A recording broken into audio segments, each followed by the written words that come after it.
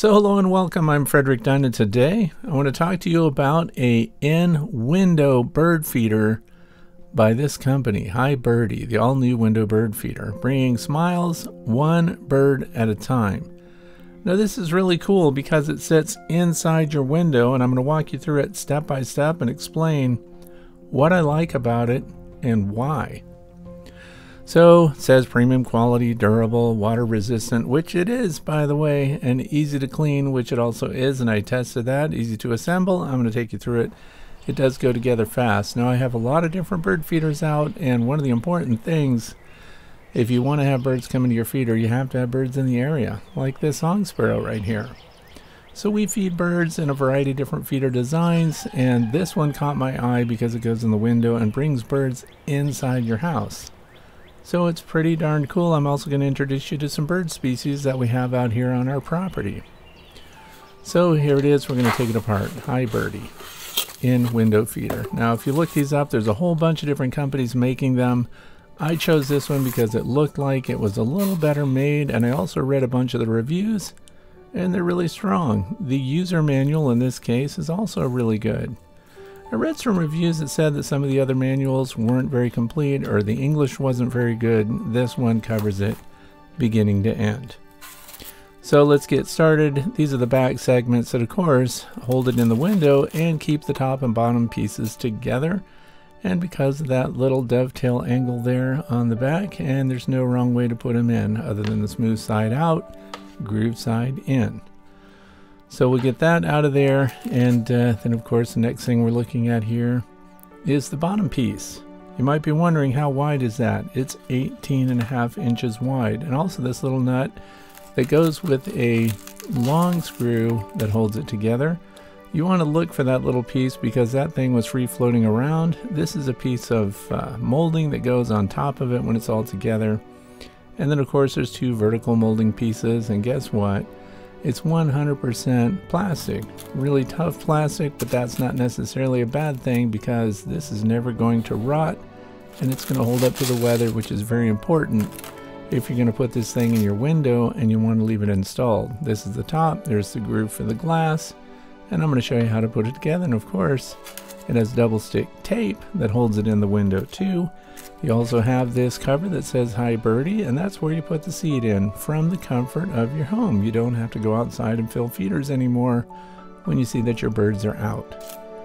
Also, it's got this weather stripping, which is very handy. You're going to want to use it. Plus, it has adhesive on one side and it does not have adhesive on the other. We're going to use that for sure. This is the important part. This is what you're going to look through, and I read a review that said that they were very unhappy because it came and it was all milky and cloudy and you couldn't see through it. I'm thinking they missed the whole point about removing the protective coating, and there's one on each side, so we're not going to forget to do that. This is the screw that I mentioned. The ball on the end there is also threaded, so you're going to want to make sure that these are nice and tight when you put them together. And I did not use tools for that. Of course, welcome information here, part of the instructions. It's about bringing smiles to faces, one bird at a time. And here's the scan so that you can go and find out exactly how to put it together. But guess what? You don't have to do that because I'm going to walk you through it myself. And this is it. It's really simple. There aren't a lot of parts here. And these molding pieces, they want you to put underneath it while you're putting it together, like that. That's to accommodate the nut that's going to go to the screw underneath. This is very easy. So we're going to start right off. Tear off before use. Also it says caution, injure hand. I think that's because the plastic is sharp on the edges where it's been cut. I think the plastic is actually a little bit thin, but it definitely does work out. I'll tell you ahead of time. Make sure to get the polystyrene bits and pieces out of the groove. You put this in on one side. Make sure it doesn't stick beyond that little edge there on each side. Pretty self-explanatory. And you can also see that they could accommodate a thicker piece, like an 1/8 of an inch thick piece. If you could flex one of those around, you might get better visibility. And you can see that it's a little wonky there on the edges of the plastic. And but that's going to be covered up with the trim pieces. I've got it all together here. I just have to put the screw in, and I've got it on a Lazy Susan so we can spin it around. Now I noticed when I put it through the top, It's kind of tight there, so I actually had to turn it and use the threads to get it through. But of course, once I did that, you get it down to the bottom and it went right through. And of course, now we've got the standoff, so it's off your table and you can put the nut on underneath there. You can also see that the plastic edges seem a little bit porous, and there's the nut in place, and we're done. I just hand tightened that. You could put a wrench on it, give it another quarter turn if you wanted to. This shows you how the back pieces go together, and there's no upside down or right side up. It goes the same both ways, and you just slide it in from either side because the groove follows the full length of these backer boards. This is also what covers the extra opening in your window. So we're going to slide that on real quick. Remember, we've got the rod through the front. That holds that. And then once we slide these on the back, that makes the whole thing nice and sturdy and closes it up so that you don't have a bunch of air gaps around it when you put it in the window. This is it. How simple is that? So the back, of course, is pushed together completely shut. This is why you have a minimum window size opening and a maximum window size opening. And you slide it open, birds come in from the outside, and there you have it. They come right inside so you can see them. So your cat can see them, so your dog can bark at them, whatever you need to do. And that thing just sits on there. The good news is it seems nice and heavy, although you might consider securing that lid with something. We wouldn't want a squirrel pushing that up. There's the weather stripping again, of course. We're going to use that. And of course the long molding strip that goes across the top and the two sides that go vertical. Now these are the dimensions you want to pay attention to. Minimum window width 26 inches, maximum 38 inches. The minimum groove thickness that it has to set in if your window has grooves is 3/4 of an inch. This works in sash style windows. Those are the ones that slide up and down, and they're in two pieces. That's because the top of the sash is going to settle on top of your in-window feeder. And then, of course, the upper part you're going to have to insulate to make sure the air doesn't just blow through it. So it actually went in pretty easy here. I lined this up and just made sure I had the right width. Now I decided not to center the opening. Instead, I put it off to the left, more open than the right side. And you have to think about prevailing winds when you're thinking about what window to put it in. So this is on the eastern side because our wind comes out of the west most often. I didn't want wind blowing in here and creating a tiny tornado in my bird feeder. So as it happened, when we put it all together, we did get a heavy storm, so that was a good test too. Now we're showing the top of these slider panels, and that's where we're going to put this foam, and that's going to take up the slack so that we don't have wind blowing through there. And remember, it is adhesive on one side only, so the adhesive side goes to the white trim. There it is, fills the gap. We do have that center opening there, and we're going to fill that with a molding piece that they included, and it has its own adhesive strip. So this actually fit the window pretty good. You might have a different window design. Also, I was thinking that if it was actually a little smaller and you wanted to open it more, you could take this plastic backer piece and you could probably cut a couple inches of that off on a table saw if you wanted to. Anyway, here's the molding. I pulled that adhesive strip off and it stuck right onto the feeder. And there is still a gap on top of it, which I had to fill with another one of those pieces of foam that they included. There was plenty to cover that distance. So that's one of the vertical trim pieces that's going to close up the edge where your translucent panel meets the back wall. And the adhesive is already on it. You just peel it off. You're good to go. So there it is installed. And it looks pretty tidy. You can see there's a very tiny air gap on the right. You want to make sure and think about insects, bees, wasps, hornets, things like that, even ants. You don't want them walking in around your in-window feeder. The other thing is you might consider security here. This is a sliding sash window and you've just opened it. We had a big storm and the rain came in on one side, and that was actually pretty cool because that convinced me that having this thing made out of a polymer is a good move because it's not going to ever absorb water, it's not going to rot, and I just reached in through the feeder hole and dried it out with a paper towel. Now I put black soldier fly larvae in here because I want to get bluebirds to come to this feeder.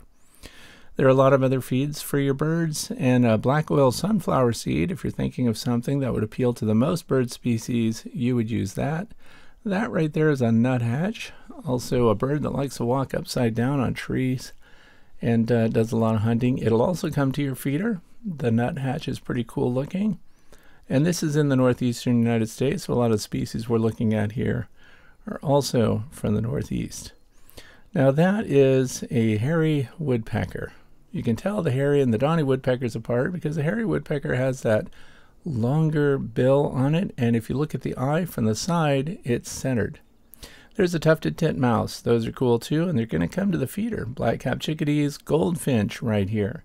They're just starting to get their mating colors in this time of year because here we are, April the 4th of 2024. They're getting their color up to speed, and we're starting to hear a lot of songbirds singing their territorial and mating songs. This is a male cardinal, also for the northeastern United States.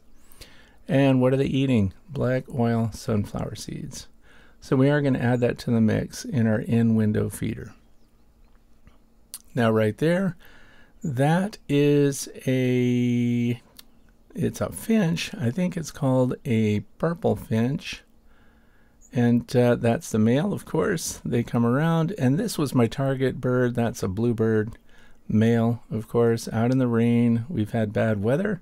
That's cool too, because when it's raining outside, you've got an overhang on your house. And remember, we're on the downwind side of the house, and birds can come right into your house through the window feeder on rainy or snowy days, and you can look at them. So here again, red-bellied woodpecker, by the way. So that's a female. And dark-eyed junco, another great bird that we have around. All songbirds, all great species to have around, and we really dislike the house sparrows. Now here it is, one of our first visitors to come. No great surprise there. Black-capped chickadees. They're brave and bold. They come up to stuff. And here's the tufted titmouse. I was impressed here too. I left the lights off in the room, so the only light was coming from outside. There's a bluebird there, but he did not come in. That was a little bit annoying. I was hoping that he would come in there. And they will eventually. They're just probably waiting and letting other birds come in first. Now you can see that the lucite, the transparent panel, has a little bit of waviness to it, but I do notice that when you're right up close, it's crystal clear. So the tufted titmouse comes in and helps himself. Black soldier fly larvae. We have black oil sunflower seeds. We have millet in there. So I just put a variety of things in, hoping that the birds would come. And you may be wondering, did you set it up and the birds come right away? No, it took 2 days before the birds started coming. So this is the second day that we're having birds come into the feeder. And it gets good because near the end of this video, I actually added lighting from the inside. So that tufted titmouse was a little out of the focal distance. That's the camera, not a problem with the clear panel that we're looking through. So it was just a little bit out of focus. So we're going to zoom in a little bit here and try to get a closer look. The other thing is I operated the camera with a remote control just so the birds wouldn't be startled to see me move to turn it on and off when they're right here. So it is a great opportunity to take pictures while they're in here. And there's another tufted titmouse, a black-capped chickadee. They're out of the focal distance. Look, the camera focused close on the seed. So we'll get some better shots there too. But it's interesting that the birds did come right in. And here's the good part too. As they start to consume the feed, it of course makes them come farther into the feeder so they can access it. So if you've got a cat that likes to sit around and watch birds come, I think your cat's gonna freak out a little bit because these birds are coming straight inside your house, and they are protected, of course, and it is solid enough that a cat can sit right on top of it. But I think your cat's going to be swatting at this panel a lot. And the other thing is, you can just walk outside and reach in and clean the panel once you're out of seed, and keep it nice and clear as it is right here, right now. So that chickadee, everything's nice and focused. Remember, this thing is 8 inches tall. It's a pretty nice feeder, and there was no movement, by the way. So even when I filled it up, if you're wiping the panel, if your cat were sitting on it, once you've got it situated in the window and you use those foam pads, it is holding its own pretty darn good. So I can't say I'm unhappy with it at all. Later on, while I was making this video, my grandsons showed up. They wanted to know what I was doing, so they came in.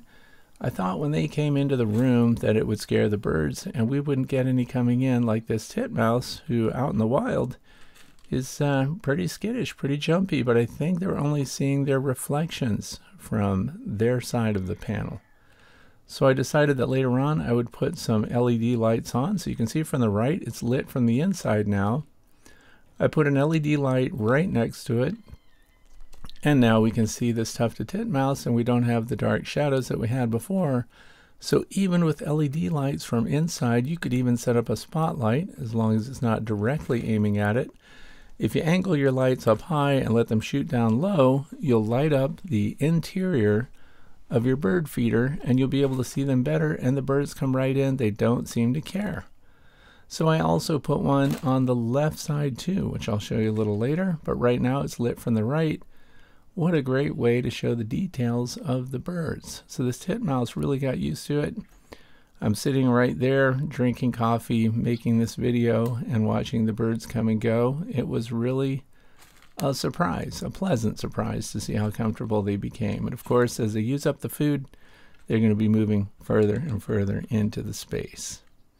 So this is in a spare bedroom, and you could put this in your living room. If you're worried about outside pets jumping up or squirrels and things like that, if you've got a 2-story house, might be a good idea to put it up on the 2nd-story window somewhere where you can sit and watch them. The other thing is you want to make sure that you are secure. There are special locks that are sold on Amazon and other places for sash-style sliding double-hung windows, so that when you have something in the window like this, you want to activate that lock to make sure that people can't just push the feeder in and get into your house. So security-minded, that's important. So we've got lights on both sides now.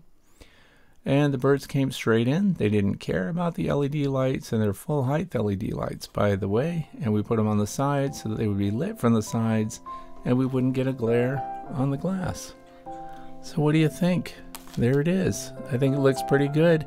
Bring your kids in, let them take their pictures. You can see the light there in this right side of this picture. And he was taking pictures with his phone. He got some good shots, and the birds came right in, even with him sitting right there. And both grandsons now lined up looking at the screen on the camera. I hope you found this valuable. Thanks a lot for watching. Check out the information in the video description below.